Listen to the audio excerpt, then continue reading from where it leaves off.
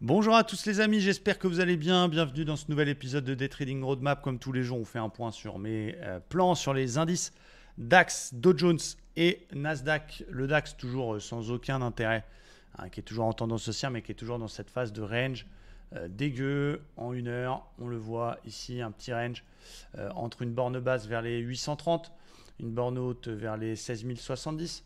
Il est en plein milieu. Il fait du zigzag là-dedans et c'est vraiment chiant. Donc il ne faut pas forcer la donne. On a cassé un petit peu l'OPR ce matin. Il y avait une petite zone de support sympa vers les 920. Mais bon, c'était très très chiant. Et restons à l'écart du DAX en surveillant les bornes hautes et basses du range, tout simplement. Il y en a un qui me plaît beaucoup par contre, c'est le Dow Jones qui est toujours dans cette zone grise que vous voyez ici. Zone de polarité. Alors, je zoome un peu pour que vous puissiez bien voir. La zone grise, on a fait résistance, support, support, support, résistance, support, résistance, support, support, support.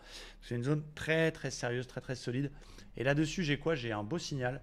J'ai une vague de Wolf. Une vague de Wolf magnifique sur les plus bas. Donc j'ai deux scénarios, effectivement, soit un rebond technique si la vague de Wolf se valide. Je ne vends pas cette zone. Je passe vendeur uniquement s'il passe sous les 33 000, ce qui n'est pas le cas. S'il passe sous 33 000, je ne cherche pas des achats, je cherche des ventes.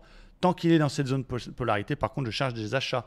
On a cette vague de Wolf qui est magnifique, qui pourrait peut-être se valider dans quelques minutes, avec voilà, un scénario pour moi pour cet après-midi. Voilà mon scénario idéal. Il réintègre sa vague de Wolf, il casse son plus haut précédent qu'on voit ici, il fait un nouveau plus haut. Il corrige un peu, il vient chercher peut-être un FVG qu'on aurait pu créer ici, 61,8 entre guillemets du rebond. Et on essaie de le payer pour aller rechercher déjà dans un premier temps cette zone-là, 33 500. Et pourquoi pas l'objectif de la vague de Wolf et la zone 800 plus haut. Ce n'est pas forcément un trade qui va se passer en quelques minutes bien sûr, mais ça peut nous donner envie d'essayer de surfer sur ce rebond s'il a lieu, si la vague de Wolf se valide, pour chercher des achats sur des setups un petit peu plus intraday. Donc voilà, c'est intéressant. Encore une fois, elle n'est pas encore validée, mais j'aime beaucoup et elle me fait de l'œil, cette zone. Côté Nasdaq, il est toujours haussier, lui, pépère. On a fait un beau trade hier qui était un peu long, mais on a fait un ratio de 2 sur une sortie d'OPR classique dans la tendance. Donc j'ai fait ma semaine, donc je vais être très sélectif sur le reste. J'ai fait un seul trade, un TP, l'objectif. Merci, au revoir. Du coup, voilà, plutôt cool.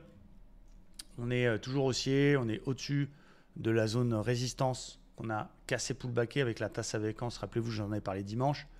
À plus court terme, on a un beau support oblique qui prend presque tous les plus bas. Et on est en plein dans la zone rouge ici qui est les anciens tops, 490 qui tiennent pour l'instant. On vient se rappuyer une première fois, une deuxième fois.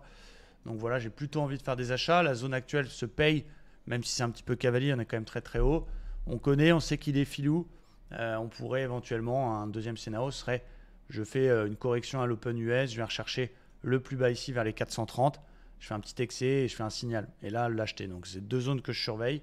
La zone actuelle, on verra s'il y a un beau setup, et la zone un petit peu plus bas. Pas envie de vendre pour l'instant tant que ce flux est haussier, tant qu'on est au-dessus du support oblique. Donc voilà mon opinion, voilà mon avis. On va être très calme, très discipliné, attendre les validations, attendre les beaux setups, les beaux ratios. Et voilà, peut-être on aura un trade à faire cet après-midi, peut-être pas. En tout cas, moi, j'ai fait ma semaine et j'en suis très content. Merci à tous, j'espère que cette vidéo vous aide bien. Très bonne journée de trading et à bientôt.